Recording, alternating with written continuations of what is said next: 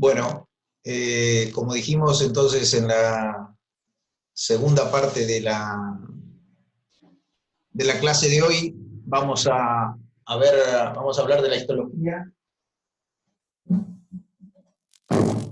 La histología, le llamamos histología funcional porque en realidad hacemos hincapié en algunos aspectos que tienen que ver con el funcionamiento y algunos detalles que son importantes para la clínica, para ustedes el día de mañana como veterinarios que trabajen en reproducción y que hagan clínica reproductiva. Hay algunos aspectos de la histología que es importante recordarlos porque tienen implicancia en la patología del testículo, y va a ayudar a interpretar más adelante cuando hablemos de infertilidad. Vamos a hablar de patologías del testículo como son la degeneración testicular y la orquitis, y para eso es importante que entiendan esto que vamos a explicar ahora. Así que de vuelta estamos por acá en la cursada, dimos toda la hembra y ahora empezamos con el macho y la idea es llegar hasta la producción de espermatozoides para después ver el resto de la fertilización, la gestación y el parto.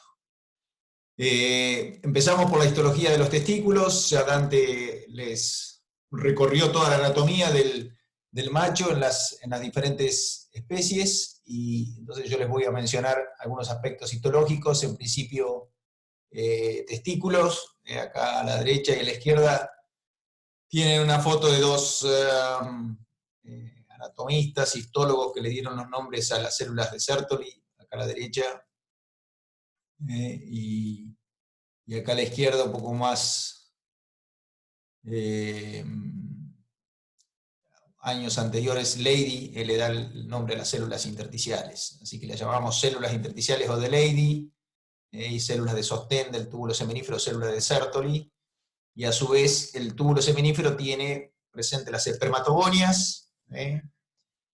Como dijo Dante, el origen embriológico de estas células germinales es endodérmico, cuando el origen del resto de las células de sostén y las células de Leidy, son de origen mesodérmico.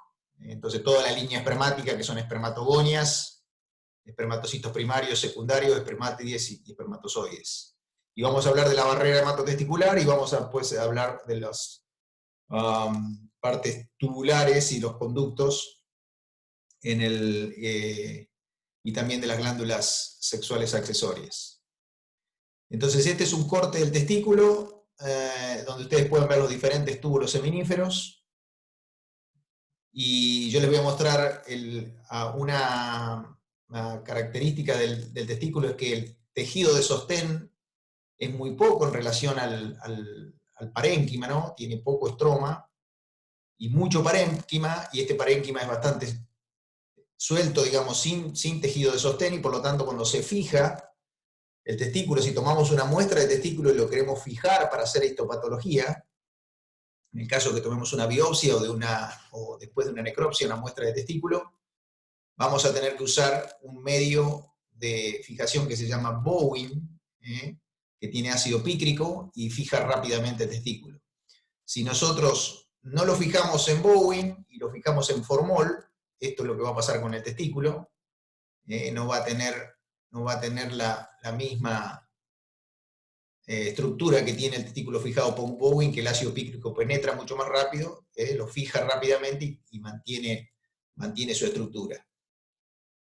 Hay una cosa que ustedes ven acá que va a ser importante cuando hablemos del ciclo del epitelio seminífero, y si ustedes pueden ver este túbulo, parece que estuviera un poco más vacío que este.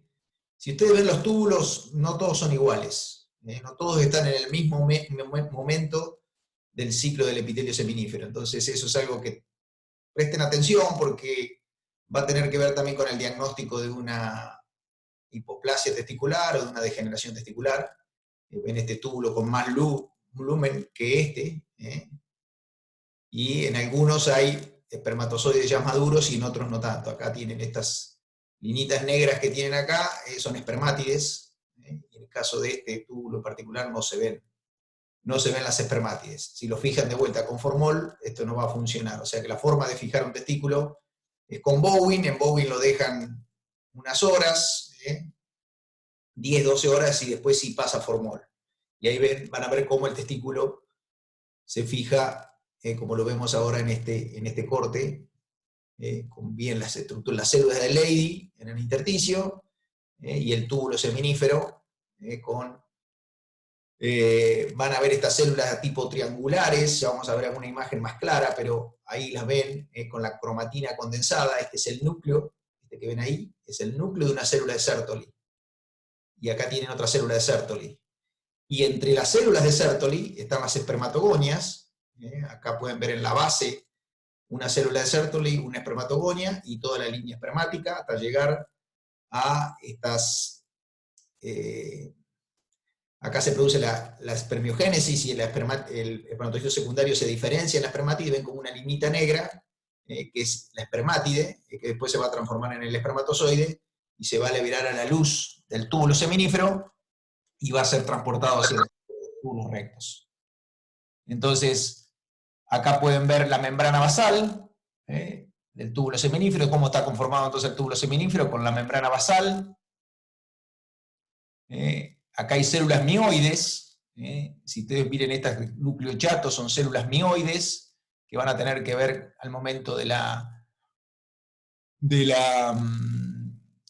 eliminación de espermatozoides, o la producción de espermatozoides, también en la contracción de estos túbulos, una capa fina de células mioides, también en una capa de fibroblastos, la membrana basal y la célula de Sertoli, y después la línea espermática, espermatogonias hasta espermátides. Y en el intersticio, las células de Leydig o células intersticiales, que son las que van a sintetizar, van a estar influenciadas por LH.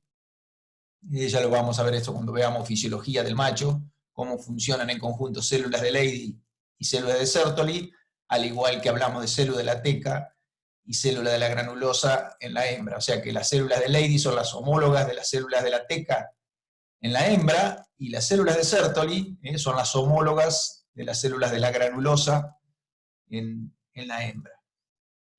Acá un detalle de una foto de este sitio que nosotros les recomendamos, que es este sitio Loris, un sitio que está en internet, de un profesor de reproducción de Canadá, donde tiene fotos muy claras, donde ustedes pueden ver perfectamente las células de Leydig, las células mioides, y las espermatogonias, y estas células triangulares que decíamos, de células de sostén, que son las células de Sertoli. Este es el núcleo de la célula de Sertoli, y el citoplasma es más difícil de diferenciar acá, pero el citoplasma de la célula de Sertoli llega hasta la luz del túbulo seminífero. Entonces es como que el citoplasma de la célula de Sertoli, vamos a ver ahora cómo acompaña, cómo va a acompañar a las espermatogonias, espermatocitos primarios y secundarios hasta la luz, y va a ir rodeando hasta llegar a las espermátides, donde se van a desprender las espermátides, pero esa línea, toda esa línea espermatogénica, digamos, se va a encontrar como si fuera cubierta por dos citoplasmas de dos células de Sertoli adyacentes. Entonces la espermatogonia va a ir avanzando por ese canal que se va haciendo entre dos células de Sertoli.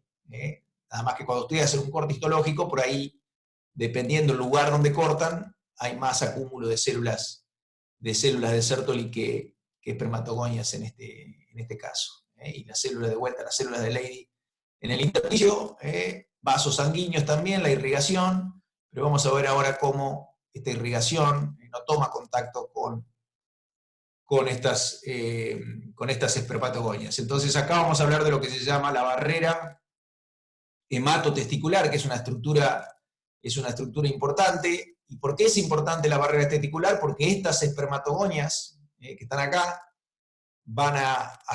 se van a dividir por meiosis. Las espermatogonias son células diploides que se van a transformar en espermátides que son haploides, y estas espermatogonias van a hacer meiosis. Por lo tanto, la meiosis van a hacer la recombinación genética o crossing over, esta recombinación en el ADN que se produce denominado crossing over, y va a cambiar la información genética de estas espermátides. Por lo tanto, los espermatocitos primarios y secundarios que ingresan en meiosis, que hacen meiosis, van a no ser reconocidos como propios, y si toman contacto con la sangre, generarían una respuesta inmune, una reacción inflamatoria, con una consecuente formación de un granuloma espermático, una inflamación, una orquitis. Entonces, esta línea espermática o estas células germinales, una vez que hacen meiosis, deben estar aisladas de la circulación sanguínea, y ese aislamiento lo va a dar la membrana basal, que la veíamos acá, esta membrana basal,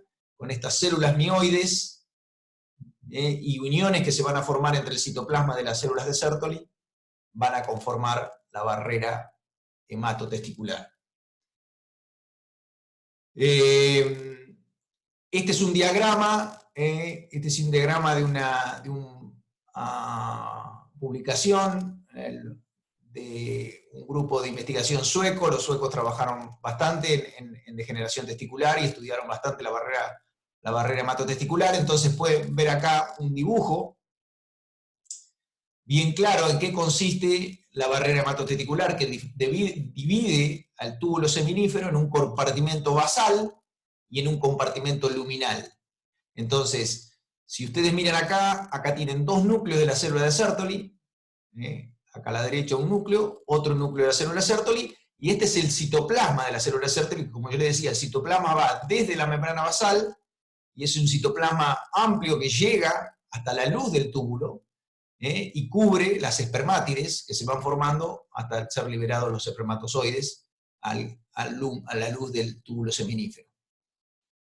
Y los dos citoplasmas de una célula y de la otra de Sertoli van rodeando a la espermatogonia, y una vez que este espermatocito primario empieza meiosis, acá se forman unas uniones que se llaman uniones occludens, o uniones occludens de las células de Sertoli, que hacen que este espermatocito primario, que está acá, quede completamente aislado de la circulación sanguínea.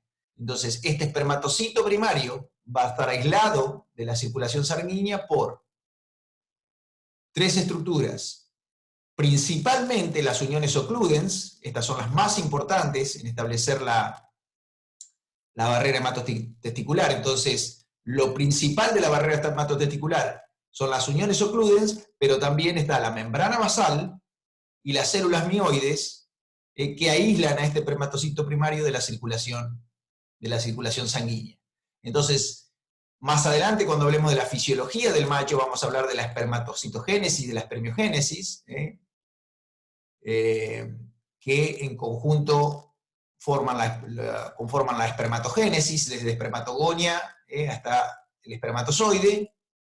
Acá vamos a tener espermatogonias, van a tener tres tipos de espermatogonia: la espermatogonia A, espermatogonias B, y a su vez va a haber espermatogonias de reserva, que le llaman espermatogonia cero. La espermatogonia se divide y siempre deja una espermatogonia de reserva, y cuando el espermatocito primario empieza meiosis, todas estas espermatogonias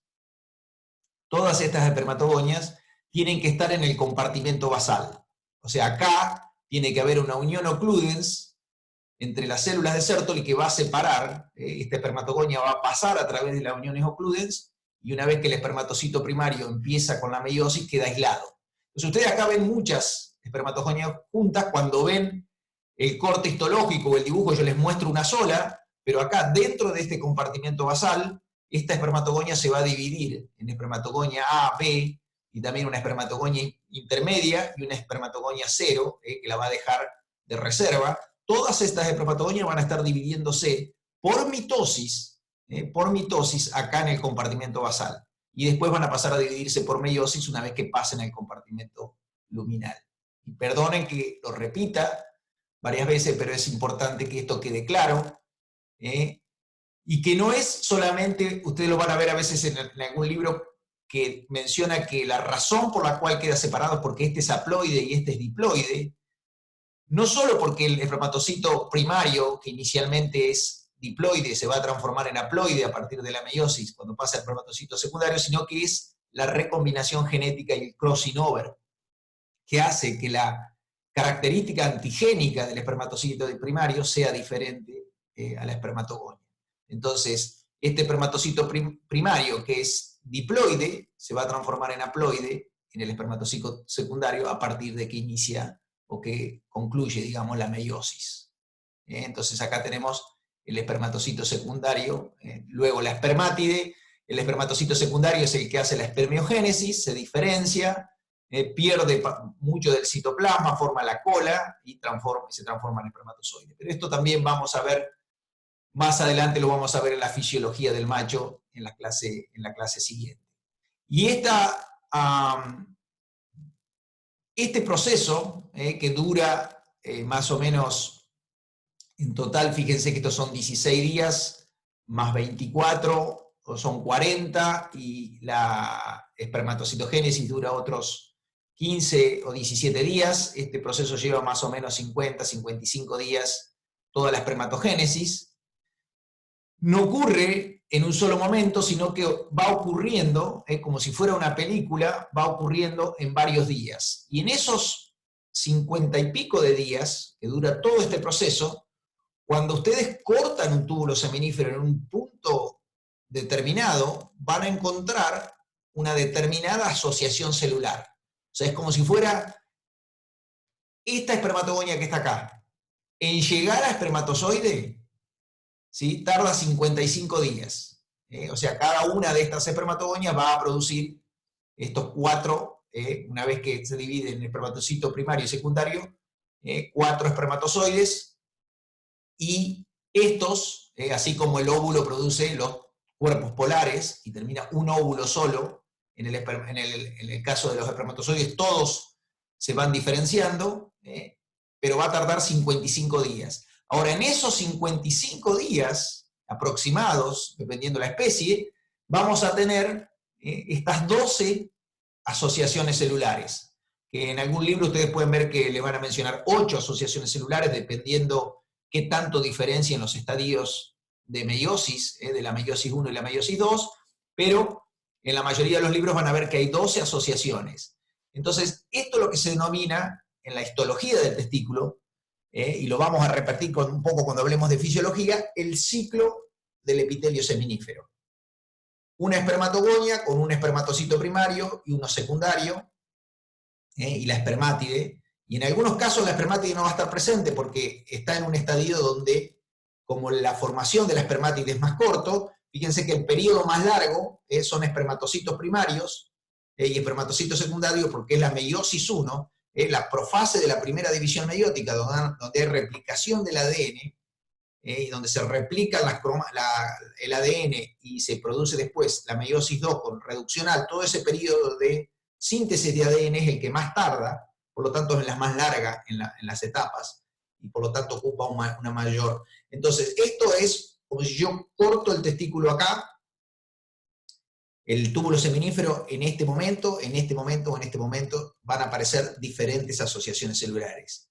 Cada uno de estos periodos dura más o menos 4 días, por lo tanto, si ustedes multiplican cada uno de estos periodos por los 12 asociaciones celulares, es decir, si el túbulo seminífero está 4 días en este, 4 días en este y 4 días en este, y ustedes multiplican por 12, les va a dar 48 días.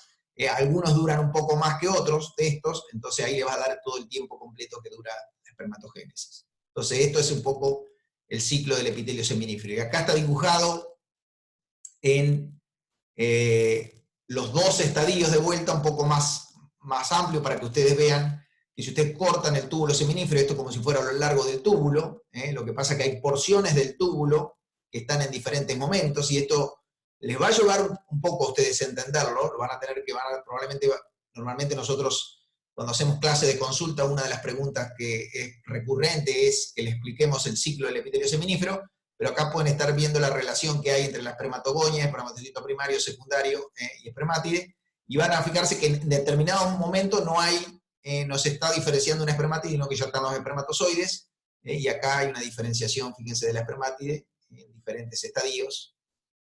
Y si ustedes lo ven a lo largo del túbulo seminífero, esto es como si fuera un túbulo seminífero. Tengo acá dos preguntas que probablemente las vamos a contestar al final. Si alguno de ustedes ve que hay algo que tengo que aclarar, me dicen los profesores, me aclaran, pero yo veo dos preguntas que las vamos a ver al final. Cuando Dante habló de los túbulos rectos, de la anatomía, este túbulo seminífero es un túbulo que tiene dos salidas, y acá tenemos una pregunta, pero si quieren la contestamos al final. Si alguno de los docentes puede leer la pregunta, por favor, y si me dice que si es necesario que yo aclare algo, me habla, me dice, o si no, la contestamos al final. Entonces acá tenemos los túbulos rectos.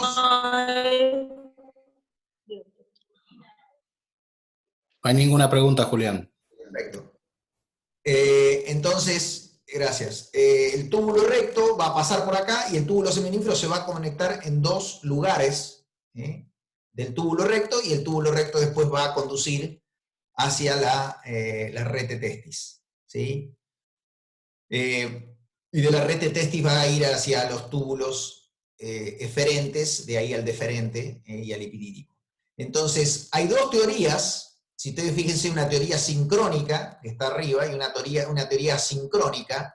La teoría sincrónica diría que estos estadios están organizados y van del 1 al 12, así lo van a ver en Jafes.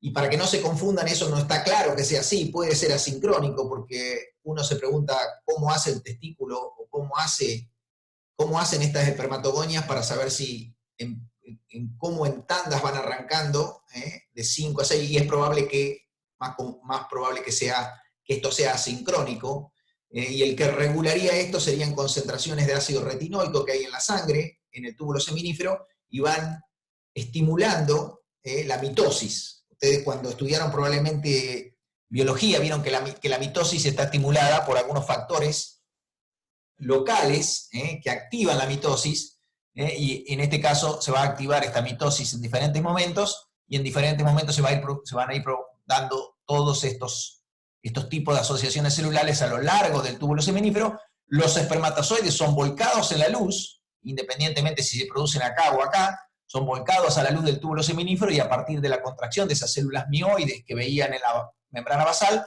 los espermatozoides van circulando, van corriendo hacia el túbulo recto para serlo luego recolectado por la rete testis.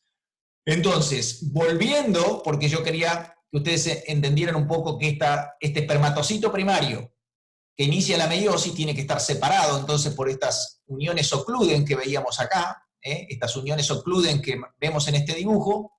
Cuando ustedes revisan la bibliografía más actual, van bien esta unión ocludens que está acá ahora más dibujada un poco más en detalle, y ven el compartimento luminal con la espermatogonia, el citoplasma de la célula de Sertoli, el compartimento apical, y esto está en inglés porque esta es la barrera hematotesticular, pero sangre en inglés es con B larga, se dice blood, entonces esta es la blood testicular barrera, ¿no? La barrera hematotesticular. Y acá ven la unión ocludens en una publicación más reciente, y cuando ven esa unión ocludens no es sencilla, sino que está conformada por muchas proteínas que se denominan integrinas. Estas son integrinas que unen un citoplasma de la célula de Sertoli con el otro citoplasma de la célula de Sertoli adyacente, y estas integrinas son las que van a separar la espermatogonia del espermatocito primario. Y acá pueden ver que estas integrinas hay unas que se llaman caderinas, ocludinas, nectinas, claudinas y conexinas. Son tipos de integrinas que se conocen a través de estudios por biología molecular, y que utilizan un montón de proteínas y esto es interesante que lo sepan, porque esta es de la forma que una célula en un tejido, en cualquier tejido, una célula se relaciona con la célula que está al lado. Entonces, si recibe un estímulo, siempre hay comunicación entre una célula y otra. Y en este caso, esta comunicación está dada para bloquear la conexión entonces entre espermatocito primario y espermatogonia. Entonces, acá hay un dibujo que lo hicimos en castellano, es de esta misma referencia, de 2012, pero está en castellano, con la espermatogonia, acá ven la célula de Sertoli, el espermatocito primario y el espermatocito, los espermatocitos secundarios, después la espermátide en elongación y el espermatozoide en el túbulo seminífero. Estos son dibujos como un par de estos que vieron, están hechos por una ilustradora científica que nos hizo a nosotros un dibujo para un capítulo de un libro que va a salir probablemente a fin de año, que es un libro de revisación de toros, en la cual hay un capítulo inicial que es de un recordatorio anatómico y de histología, que nos tocó escribirlo a nosotros, y para eso hicimos estos dibujos, que los van a tener, probablemente los pongamos en el campus también. Así que acá algún detalle más del túbulo seminífero, para que vean algunas fotos tomadas de presentaciones que hay, que pueden ustedes ver en internet, dibujos un poquito más ampliados, donde pueden ver las células de Leydig y el túbulo seminífero. Acá dos membranas basales juntas, con un túbulo seminífero de un lado y otro del otro, la túnica albuginea que Dante mencionó, acá en el borde del testículo, y la túnica albuginea la que penetra y forma esos tabiques, y después forma el mediastino testicular como Dante le mostró. Esta es una linda imagen de un túbulo recto, esto es de la colección de Mackendy, que nosotros tenemos en la cátedra, que normalmente cuando hacemos el práctico usamos cortes histológicos, que ustedes los ven en la sala de microscopía, y que ahora se los tenemos que mostrar más en detalle acá, porque no vamos a tener oportunidad de poder hacer el práctico en la sala de microscopía, pero este es el túbulo recto.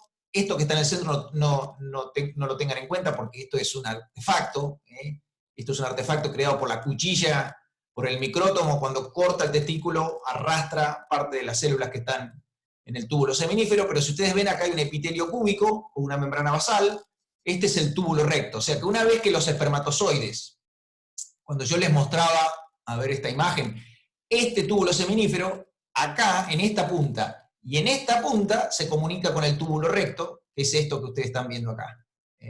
Y acá caen los espermatozoides a los túbulos rectos. Primero hay especies como el equino y creo que es el porcino también, que tienen como receptáculos, que es una estructura un poquito más amplia donde desembocan los espermatozoides y después pasan a los túbulos rectos. En el caso del toro están los túbulos rectos, y estos túbulos rectos, con un epitelio cúbico, se van a comunicar después con la rete testis. ¿Se acuerdan cuando vimos la histología del ovario, que vimos la rete ovari? La rete ovari es la rete testis que se atrofia en el ovario, pero se desarrolla en el testículo. Entonces estos túbulos seminíferos van a través de los túbulos rectos, y los túbulos rectos llegan a la rete testis, y la rete testis después, acá ven la rete testis, otra vez un epitelio cúbico, con todos estos canales donde acá llegan los espermatozoides y de acá van a los túbulos eferentes, que recuerden que los túbulos eferentes que están acá, este es el túbulo eferente o dúctulo eferente en inglés, y después el epidídimo. Túbulos eferentes, recuerden, se originan embriológicamente. El origen embriológico de los eferentes son los túbulos mesonéfricos. Acuérdense, cuando hablamos de la embriología del testículo, vimos que teníamos los conductos mesonéfricos que daban origen al epidídimo y al deferente, y los túbulos mesonéfricos que se atrofian en la hembra.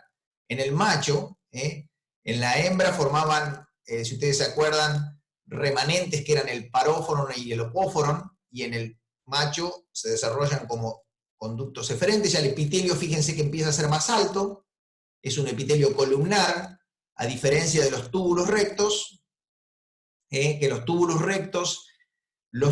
rectos y la rete testis están originados en los cordones sexuales, los mismos que forman los túbulos seminíferos y los folículos en la hembra.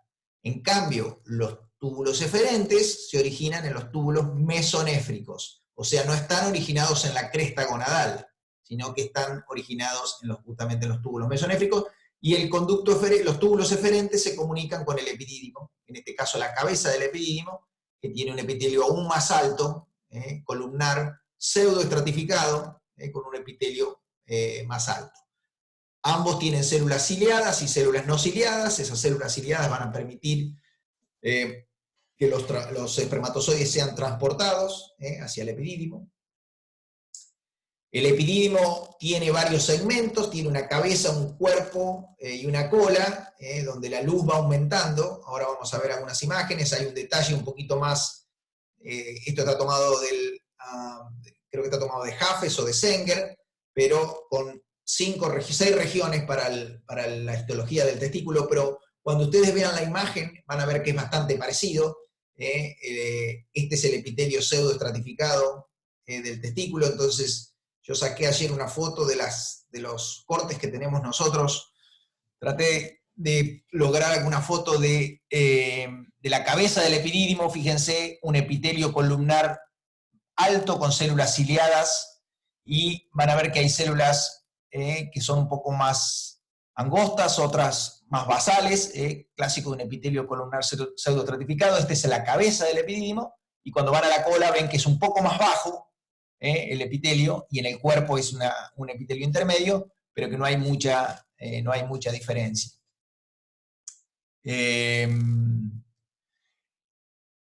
El epidídimo, como los espermatozoides están circulando por el epidídimo, y los espermatozoides también tienen una composición antigénica diferente al organismo del animal que los produce, o sea, pueden ser reconocidos como extraños, el epidídimo también tiene que bloquear el contacto de estos espermatozoides con la sangre. Por lo tanto, tiene una barrera que se llama hematoepididimaria. Entonces, ustedes van a ver las células, estas serían las células del epitelio pseudoestratificado, y van a ver que acá en el borde hay unas uniones que también se llaman uniones occludens entre estas células del citoplasma de las células del epidídimo, y hacen que estos espermatozoides que pasan por la luz no tomen contacto con la circulación sanguínea. Entonces acá tiene un vaso sanguíneo, tienen células mioides también, una membrana basal, y estos espermatozoides no van a tomar contacto con la sangre.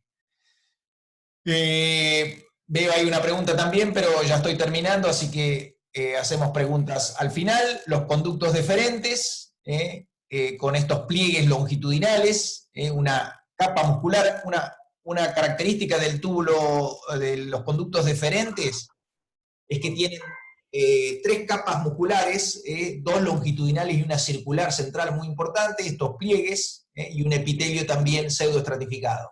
Pseudoestratificado, ¿por qué? Fíjense, esta es una célula más basal, esta es una célula que toca más la luz, y hay células un poco más angostas, como esta, un epitelio columnar bajo pseudoestratificado para el conducto deferente, con una importante capa muscular que forma estos pliegues longitudinales. Las ampollas deferentes, todos originados, tanto epidídimo como conducto deferente, como las ampollas, están originadas en los conductos mesonéfricos. Entonces tienen todos bastante parecido, un epitelio columnar. Este es el centro de la ampolla, pero van a ver que ya la ampolla forma glándulas que van a ser parte de la secreción del plasma seminal. Entonces, estas aumentan de tamaño, es un engrosamiento del deferente con formación de glándulas, dilataciones en forma de saco, que son bastante importantes en el equino, estas ampollas deferentes, y se conectan con la uretra en el culículo seminalis. El culículo seminalis es una estructura al final de las ampollas deferentes en la uretra, donde desembocan las 2 ampollas deferentes, las vesículas seminales y la próstata. Entonces todas van a desembocar en la uretra pélvica. Las glándulas vesículas seminales, normalmente los veterinarios y todo el mundo las menciona como vesículas seminales. Algunos libros las mencionan como glándulas vesiculares. ¿Y por qué le sacaron el nombre de seminales? Porque en realidad se pensó, en un principio cuando se empezó a estudiar la anatomía, se pensó que las vesículas seminales eran las que almacenaban el semen, pero después se vio que en las vesículas seminales no se almacena el semen, sino que las vesículas seminales forman parte del fluido del plasma seminal. Plasma seminal que acompaña a los espermatozoides y que nutre a los espermatozoides, que vamos a ver en la fisiología la composición que tienen. Están formados en este en estas glándulas vesiculares o vesículas seminales que también tienen un epitelio columnar pseudoestratificado y secretorio, con una capa muscular lisa y una capa de tejido conectivo que rodea estos lóbulos de las vesículas seminales.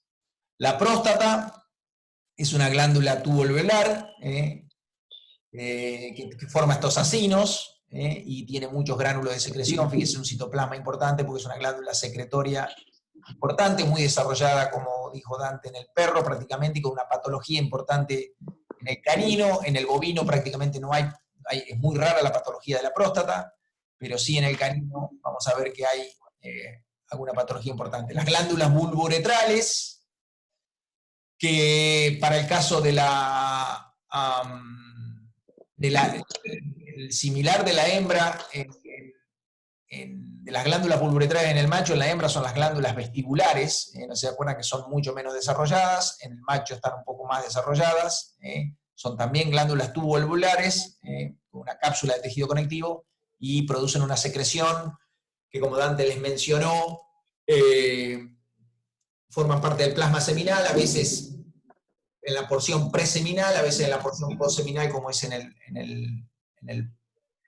el padrillo, en el cerdo, y también con un rol en un fluido preseminal que produce, digamos, un efecto en la uretra, para que después el semen no sea afectado por secreciones que puede haber en la uretra, como orina u otras secreciones. Entonces estas glándulas son importantes. La glándula bulbouretral también da bastante poca patología, por eso que no le damos mucha importancia. No son palpables en el toro, en la rehabilitación clínica, están cubiertas por los músculos bulbo esponjoso, isquiocavernoso, y por lo tanto no son palpables, y por lo tanto, y como no dan mucha patología, tampoco le damos mucha importancia en el caso de las especies domésticas. Bueno, llegué al final de lo que es el repaso de histología. Lo más importante en el repaso de la histología es probablemente entender cómo funciona la barrera hematotesticular. Es importante conocer el resto de las estructuras. Es bueno que vayan haciendo la comparación con la hembra, para ver el origen embriológico y qué es cada una de esas partes, a qué corresponde en la hembra. En el caso del testículo, su comparación con el ovario. Y vamos a ver en fisiología, vamos a avanzar sobre la función de cada una de estas células y cómo es regulado el testículo por el eje hipotálamo, hipófisis, ovario, como vieron en la hembra. Lo vamos a ver también en el macho. Así que por ahí vi alguna pregunta, no sé cómo estoy con el horario, porque acá ya pierdo noción del horario, pero yo a lo que voy a hacer es cortar la grabación.